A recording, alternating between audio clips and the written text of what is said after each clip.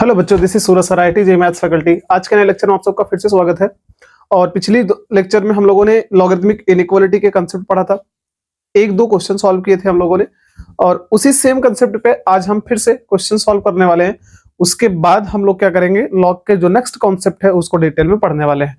तो सबसे पहला क्वेश्चन हमने सेलेक्ट किया है। यहाँ पे अपने पास पहला क्वेश्चन दिया गया है कि अगर लॉग ऑफ, ये आपका देखो, ये क्वेश्चन ऐसा है, ये क्वेश्चन बहुत अच्छा है।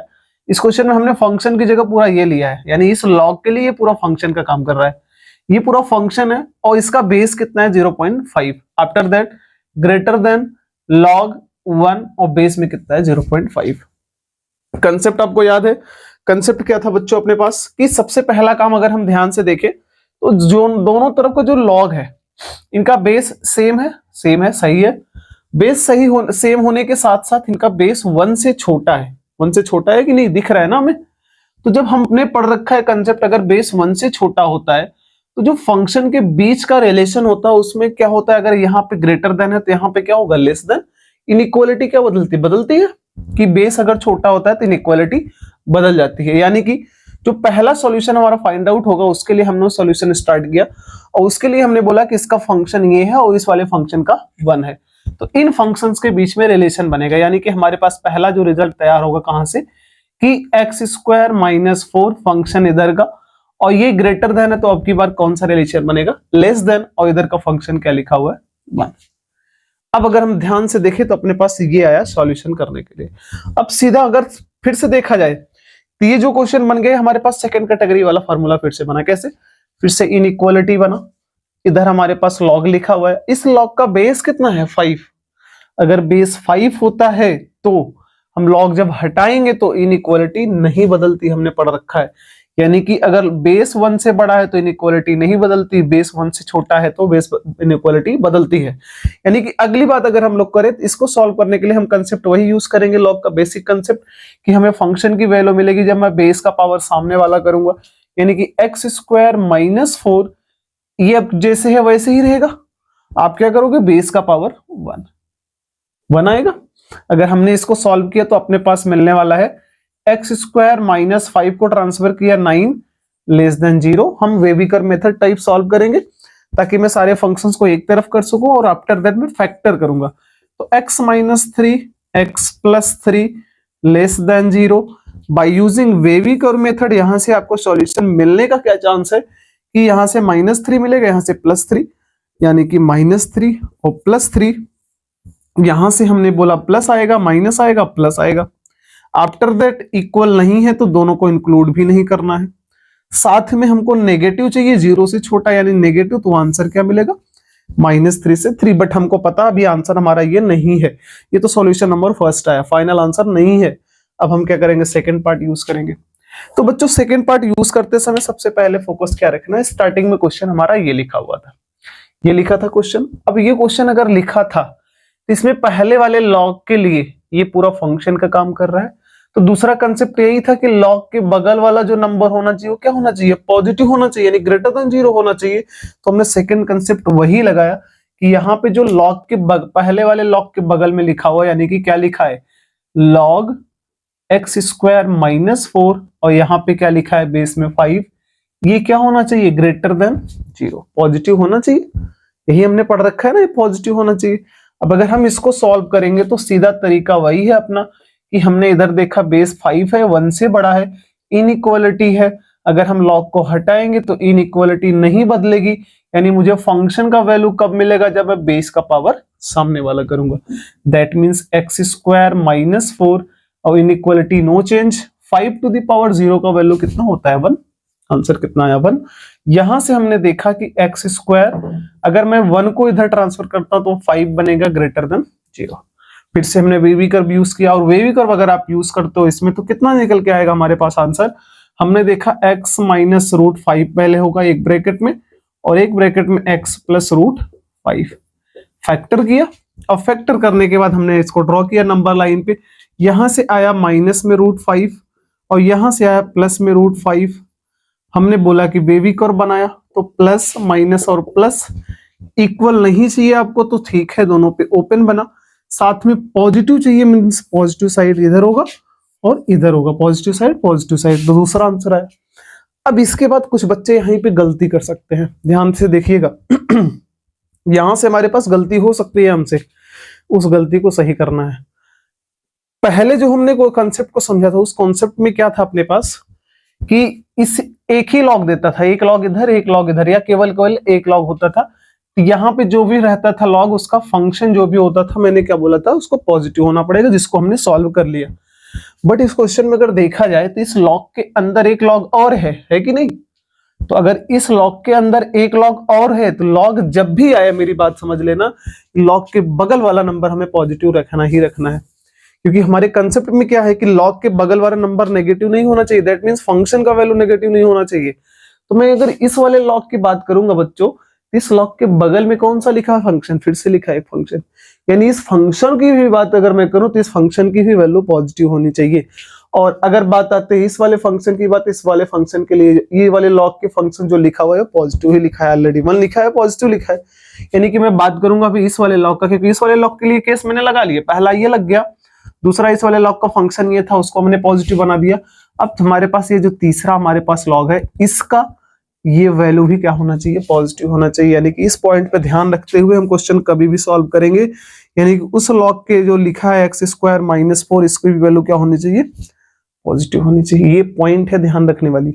अब यहां से अगर हम सॉल्व करेंगे तो इसको फैक्टर किया x - 2 और x + 2 greater than 0, number line पे अगर आप सॉल्व करते हो तो -2 और +2 आएगा, साथ में इधर आया प्लस, इधर आया माइनस, इधर आया प्लस।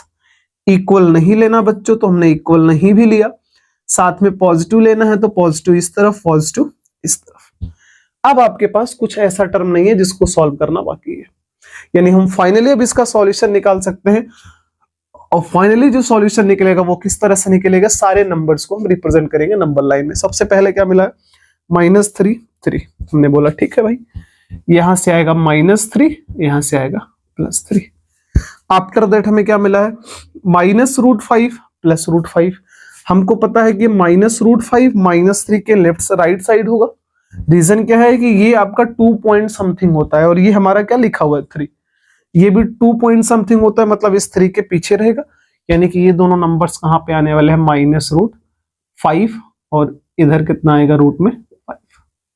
थर्ड की मैं बात करूं तो -2 से 2, ये भी हमें समझ आ रहा है कि ये पक्का इसके इधर होगा, क्योंकि ये 2 पॉइंट समथिंग होता है, यानी ये होगा कहीं -2। अब अगर +2 की भी बात करें तो 2.3 होता है, इसके इधर ही होगा 2। सबको हमने बना लिया। फाइनल आंसर क्या होगा जो तीनों को सेटिस्फाई करे? दैट मींस पहले ने बोला है -3 से 3, मैंने ग्राफ बना लिया कि -3 से लेके 3 इक्वल तो नहीं लेना था, ठीक है। दूसरे ने बोला है कि √5 से उधर चले जाओ, -√5 से पीछे आ जाओ, यानी -√5 से पीछे आ जाओ और √5 से आगे बढ़ जाओ, ठीक है। इतना समझ आ गया हमें। नेक्स्ट बात करेंगे, -2 से पीछे बढ़ जाओ इसने बोला, और 2 से आगे बढ़ो, यानी कि -2 से पीछे बढ़ जाओ और +2 से आगे बढ़ जाओ। बहुत ध्यान से अगर हम ध्यान देखेंगे तो कॉमन का एरिया हमारे पास कुछ इस तरह से आ रहा है। ये जो एरिया है, ये जो रीजन है, ये तीनों में कॉमन है। दैट मींस ये वाला एरिया, ये तीनों में आ रहा है। यानी कि फाइनल आंसर की अगर हम बात करेंगे तो कौन सा आंसर बात करेंगे? ये वाला एरिया। और इस एरिया के बारे में अगर हम बात करते हैं तो ध्यान से देखना, -3 इसमें नहीं है बट इसमें है, तो जो तीनों में होगा उसको लेंगे, तो मतलब -3 नहीं लेंगे। -3 के बाद तो हम ले सकते हैं, इसमें भी ले सकते हैं, इसमें भी ले सकते हैं। तो हमने इसका आंसर बनाना शुरू किया। मैंने बोला x बिलोंग्स टू -3 से शुरुआत करो। कहां पे लास्ट पे जाके रुकना है? ध्यान से देखना, -√5 पे। और वो लेना है कि नहीं लेना है, क्योंकि यहाँ पे देखो इस वाले में नहीं है -√5, अगर एक में नहीं है तो तीनों में समझो नहीं लेना हमको, फिर तीनों में होना चाहिए। अब ये नहीं है बट इसके पहले तक है, यानी कि हम रुकेंगे कहां पे जाके? -√5 पे। एक आंसर आया।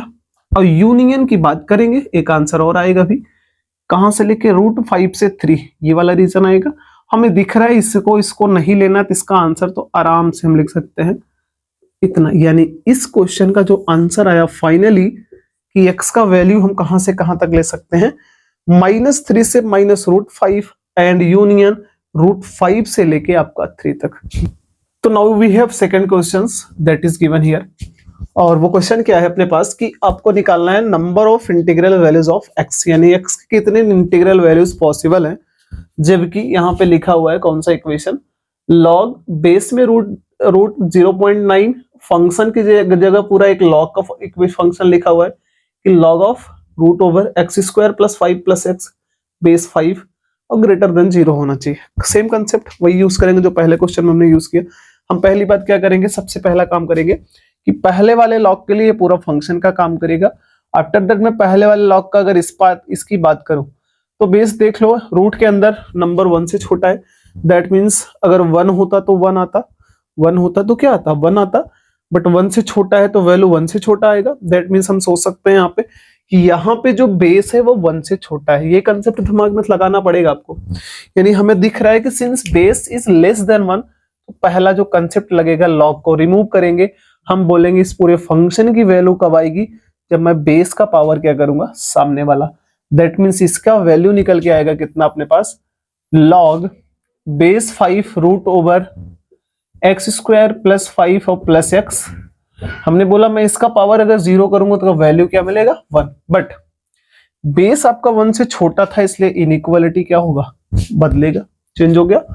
आफ्टर दैट अगर इसको हमें पूरी तरह से सॉल्व करना था, हमने बोला ठीक है नेक्स्ट हमें फिर से लॉग मिला, बट अब की बार जो लॉग मिला उसका बेस क्या 1 से बड़ा है, 1 से बड़ा है, तो फिर मैं बोलूंगा इस फंक्शन की वैल्यू मिलेगी जब मैं बेस का पावर सामने वाला करूंगा, बट इनइक्वालिटी अब की नहीं बदलूंगा। क्यों, क्योंकि बेस क्या है 1 से बड़ा है। तो हमने बोला ठीक है भाई, इसके बाद क्या करेंगे, x² + 5 + x, और इधर हमारे पास क्या होने वाला है, सेम 5 की पावर 1, दैट मीन्स 5। यहां से एक बात आती है अपने पास, जितने लोगों ने इनइक्वालिटी पढ़ रखी है ठीक तरीके से उनको ध्यान होगा, हमने बता रखा है वहां पे एक प्रॉपर्टी ऑफ इनइक्वालिटी कि अगर आपके पास किसी इनइक्वालिटी में दोनों तरफ का वैल्यू पॉजिटिव है, दोनों तरफ का वैल्यू पॉजिटिव है, इन दैट केस हमारे पास क्या होने वाला है कि हम दोनों तरफ आइदर स्क्वायर, आइदर क्यूब या स्क्वायर रूट कुछ भी कर सकते हैं, क्योंकि इसको सॉल्व करने के लिए हमें स्क्वायर करना ही पड़ेगा, बट उसके लिए आपको कंफर्म होना पड़ेगा कि दोनों तरफ पॉजिटिव है कि नहीं है। तो हमने ऑलरेडी पढ़ा है 5 तो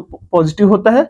आफ्टर दैट अगर इसकी मैं बात करूं तो आपको पता है रूट का कोई भी वैल्यू हो, रूट हमेशा पॉजिटिव नंबर लेता है तो पॉजिटिव देता भी है, यानी कि ये क्या होगा अपने पास, इसकी मैं बात करूं तो यहाँ पे मैं बोलूंगा ये ऑलवेज पॉजिटिव होगा। यानी अगर ये भी पूरी तरह से पॉजिटिव है, ये भी पॉजिटिव, मैं दोनों तरफ स्क्वायर कर सकता हूं। यानी हमने दोनों तरफ स्क्वायर किया तो अपने पास कितना आने वाला है, रूट गायब हो गया, 5 + x, और इसका स्क्वायर करने से कितना हो जाएगा, ये 25।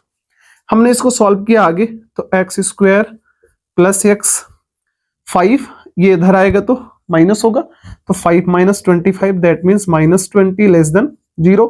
हमने इसको फैक्टर किया, फैक्टर में डायरेक्ट करता हूं, आप लोग आसानी से कर सकते हो, ये तो हाई स्कूल की चीजें अपनी। हम अगर इसको फैक्टर करेंगे तो सोचो फैक्टर किसका होगा, 5 और 4 का, 5 - 4 यानी x + 5 बनेगा, और नेक्स्ट बनेगा x - 4 लेस देन 0। कितना आया चीजें, अगर इतनी चीजें पता हुई तो नेक्स्ट क्या लगेगा, वे भी करो, -5 + 4 -5 + 4, हमने इसको सॉल्व किया, प्लस माइनस प्लस इक्वल नहीं है, नहीं लेना है, नेगेटिव चाहिए तो हमने नेगेटिव का रीजन ढूंढा, पहला आंसर ये आया, पहला आंसर हो गया।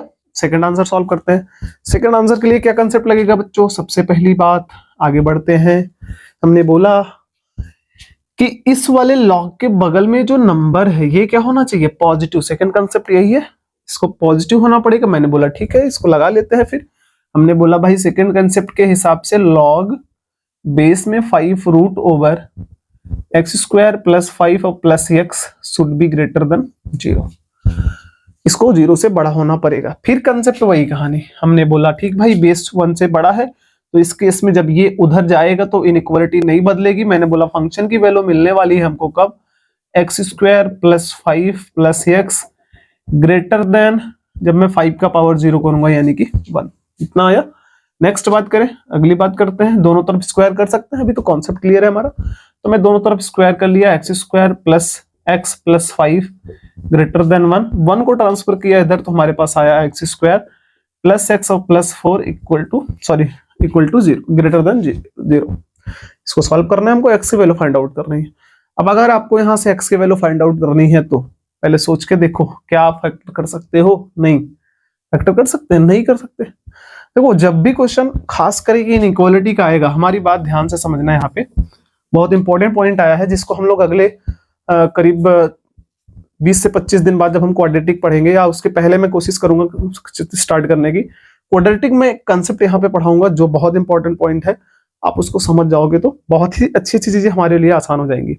तो अभी के लिए हम ध्यान रखेंगे जिस क्वाड्रेटिक का, खास करके इनइक्वालिटी में क्वाड्रेटिक आता है, तो अगर इसको फैक्टर हम नहीं कर पा रहे हैं तो उसमें 2 पॉइंट चेक करिए। पहले फर्स्ट पॉइंट आपको क्या चेक करना है? ए का वैल्यू। यहाँ पे देखो ए का value means a x square plus b x plus c. Quadratic ऐसे होता है ना, a x square plus b x plus c. X square का कोफिशिएंट चेक करना है कि पॉजिटिव है कि नेगेटिव, तो चेक करो एक्स स्क्वायर का कोफिशिएंट क्या है? +1।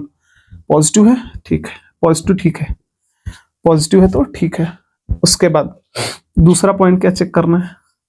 डी का वैल्यू, दैट मींस डिस्क्रिमिनेंट। इसको वैल्यू क्या होती है? B square minus 4ac। इसको चेक करना है। अगर हमने इसको चेक किया, b की जगह 1 है तो 1 माइनस 4 टाइम्स ऑफ ac 16 हो जाएगा आंसर। बस यही देखना था, नेगेटिव आता है कि पॉजिटिव। देखो वैल्यू कितनी आई? नेगेटिव।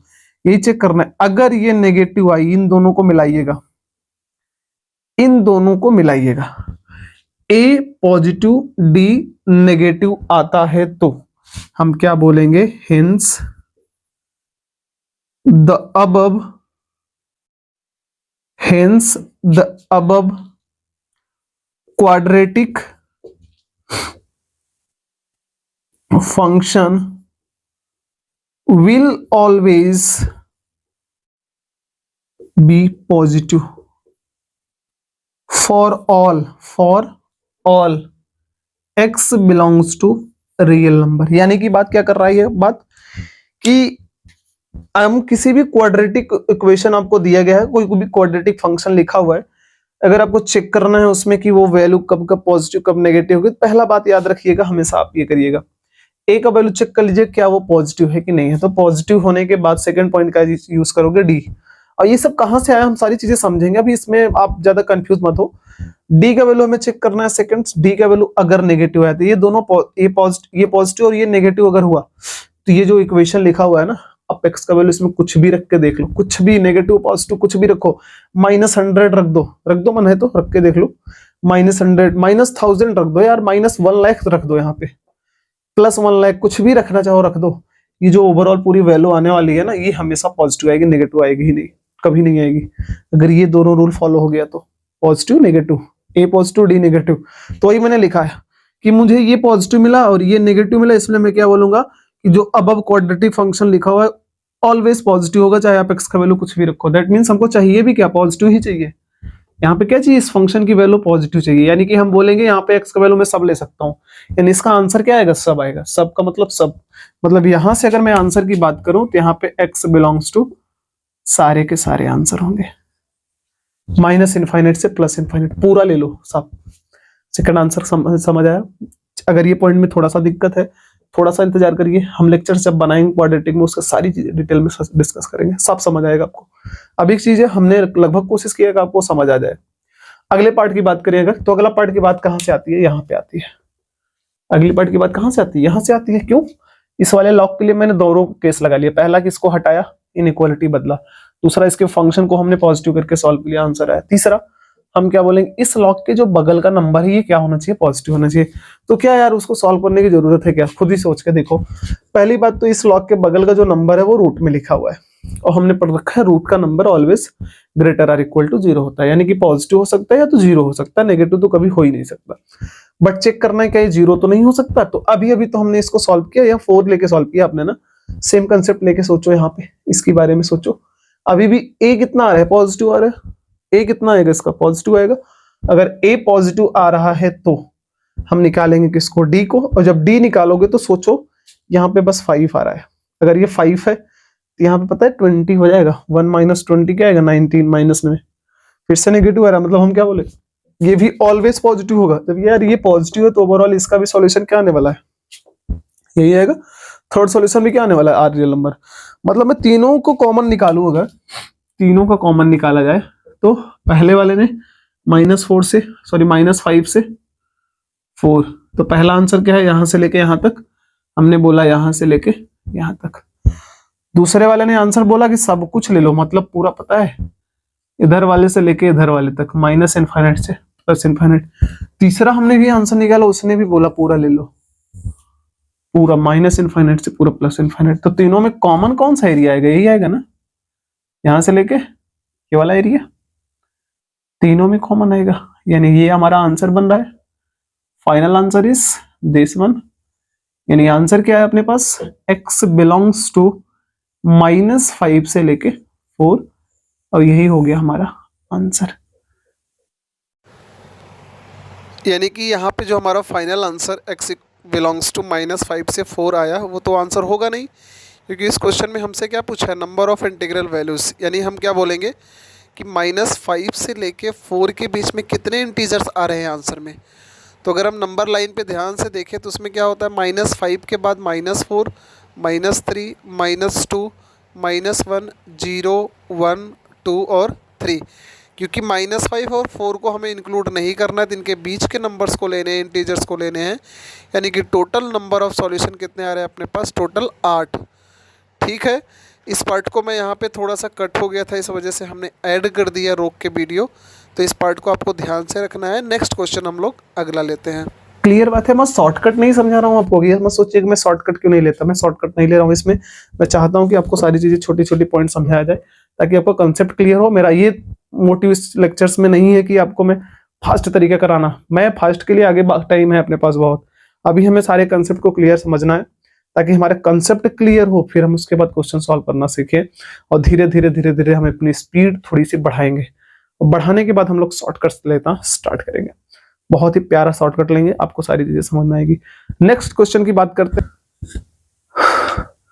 तो जो तीसरा क्वेश्चन मैं लेके आया हूँ, बहुत ही अच्छा कंसेप्ट है, बहुत ही ज्यादा अच्छा। मैं ये बोल सकता हूँ कि इस क्वेश्चन में आपको कुछ नई चीजें तो समझने को जरूर मिलेगी। जैसे कुछ बच्चों का कभी कभी एक्सपोनेंट लॉ जो बोलता है, उसमें कुछ कुछ डाउट्स रहता है, उस डाउट्स को भी मैं आज क्लियर करूंगा, और इस क्वेश्चन को सॉल्व करके हमें काफी अच्छी चीजें सीखने को मिलेगी, अगर आपने ये समझ लिया अच्छे से। तो ये क्वेश्चन मैंने जो लिया है वो इनइक्वालिटी का नहीं है, मींस लॉगरिथमिक इनइक्वालिटी का क्वेश्चन नहीं है, वो लॉग का ही क्वेश्चन है। थोड़ा सा डिफरेंस है, क्या है सोचते हैं, क्योंकि मैंने प्रॉपर्टीज पढ़ा दी थी सारी आपको, प्रॉपर्टीज पे कुछ अच्छे क्वेश्चंस हमने नहीं किया, तो उसी में से एक प्रॉपर्टी है अपने पास, नंबर के पावर लॉग का जो प्रॉपर्टी था, उसी पे क्वेश्चन हमने लिया है। और वो क्वेश्चन क्या है, देखिए ध्यान से। हमने लिखा है कि बच्चों अगर आपके पास एक लिखा हुआ है कि a के पावर लॉग, ये पूरा पावर में है, और इसका जो वैल्यू दिया गया है, इसका वैल्यू कितना दिया गया है 49, इसकी वैल्यू कितनी है 49। तो आपको क्या करना है, a के पावर इसकी वैल्यू फाइंड आउट करनी है। ध्यान से समझिएगा, इसका मतलब क्या है, ऐसा मत समझ लीजिएगा वो स्क्वायर लिखा है, ठीक है, इसका वैल्यू हमारे पास 49 है, यहाँ पे 49 लिखेंगे, उसका स्क्वायर आंसर हो जाएगा। गलत है, वो जो पावर लिखा हुआ है ना, ये पावर वो इसका है, पावर का पावर है, इसका पावर नहीं है, केवल पावर का पावर है। मीन्स मैं आपको एक बात पहले समझा दूं, यहाँ पे अगर मैं आपसे पूछता हूं कभी, तो पहली बात 2 के पावर 3 के पावर 2 और साथ में 2 के पावर 3 के पावर 2, क्या ये दोनों आपस में सेम है? सोच के बताइए पहले, क्या ये दोनों सही है, इक्वल है आपस में? समझ लीजिएगा, ये गलत है, ये दोनों आपस में इक्वल नहीं होते, ये दोनों अलग अलग होते हैं। कैसे?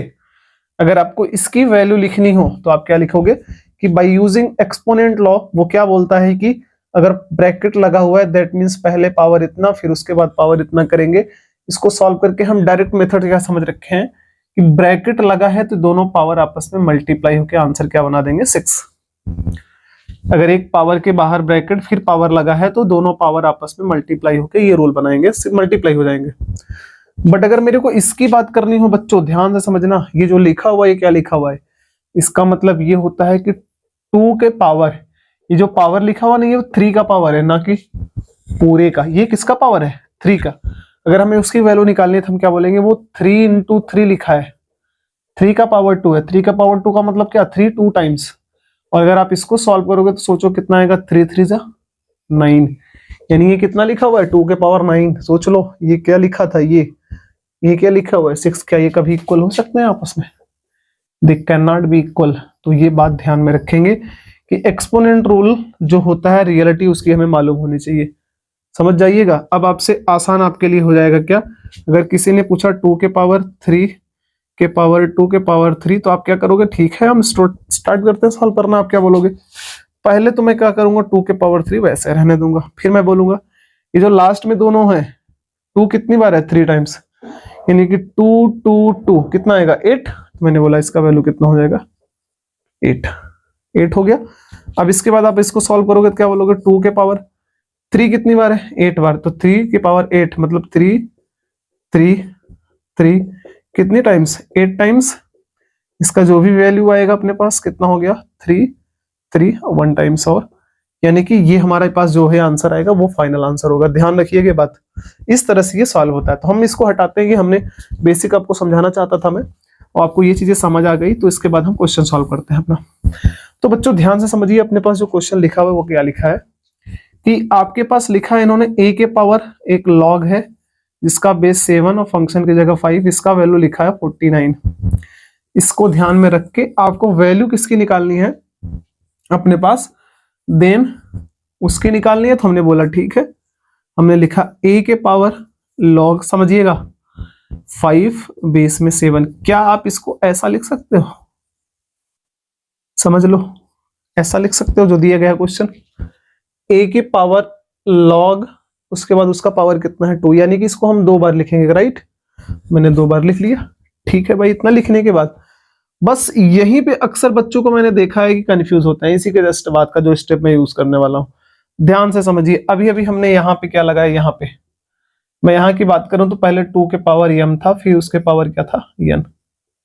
तो आप यहाँ पे क्या लिखोगे 2 के पावर m इंटू, यही तो करते हो ना, दोनों आपस में मल्टीप्लाई होके 6 बना लिए, मतलब दोनों आपस में मल्टीप्लाई हो गए कि नहीं, ये बन गए। अच्छा सोचो इसका उल्टा समझो, उल्टा आओ, आपने क्या लिखा, अगर मैं उल्टा लिखना चाहूं दोनों नंबर अगर मल्टीप्लाई पावर में है तो एक पावर मैं पहले दे देता हूं, दूसरे को मैं ब्रैकेट लगा के ऊपर भेज सकता हूं, भेज सकते हो ना। या तो आप लिखना चाहो तो इसको और क्या लिख सकते हो, आप इसको चाहो तो और क्या लिख सकते हो, एक पावर दे दो और दूसरे के पावर को भेज दो ऊपर।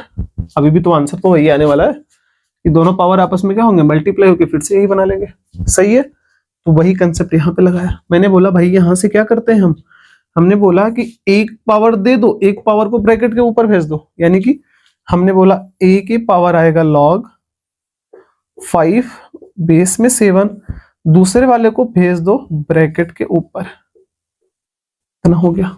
अब बताइए इसके बाद हमारे पास आंसर कैसे आ सकता है, इसको ध्यान से देखो और हमारे पास इसकी वैल्यू क्या लिखी हुई है, इतने की वैल्यू 49, दैट मीन्स इसकी वैल्यू क्या लिखी हुई है 49, इसका पावर कितना हमारे पास log 5 बेस में 7, करेक्ट है।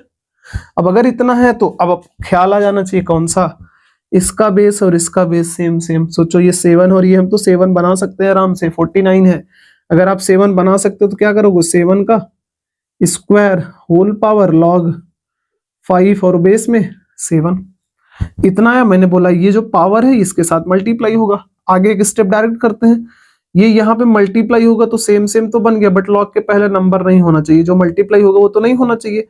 हमने भेजा इसको इधर और उसके बाद उड़ाया उसको कहाँ पे भेजा पावर, यानी वो सीधा कहाँ पे जाके बैठेगा 5 के ऊपर। तो ये पूरी तरह से क्या निकल के आएगा, अगर आपसे पूछा जाए मैं यहाँ से बोलूंगा 7 के पावर बनेगा log 5 का स्क्वायर और बनेगा 7। अब अगली बात क्या आती है, दोनों सेम तो इसकी वैल्यू क्या हो जाएगी 5 का स्क्वायर, दैट मीन्स 25। तो कितना प्यारा क्वेश्चन था, अगर आपको कंसेप्ट आता है तो, एक्सपोनेंट का रूल पता है तो, अगर एक्सपोनेंट का रूल पता है तो आप इस क्वेश्चन को बहुत ही अच्छे से कर सकते हो। आई होप ये अच्छा लगा क्वेश्चन। एक होमवर्क है, अगर जिसको भी करना है वो कर सकता है। हमारे पास मैंने लिखा आपके पास एक नंबर है b के पावर log, यहाँ पे 2 यहाँ पे 9 इक्वल टू, अगर आपके पास लिखा है 128, आपको बताना है फाइंड b log 9 2 इसका स्क्वायर, इसकी वैल्यू क्या होगी ये आपको सॉल्व करना है, इसका आंसर आपको फाइंड आउट करना है कि इसकी वैल्यू कितनी आएगी। ये आपके लिए होमवर्क है, आप ट्राई करिएगा, इसी तरीके से पूरा आपसे क्वेश्चन बन जाएगा आसान।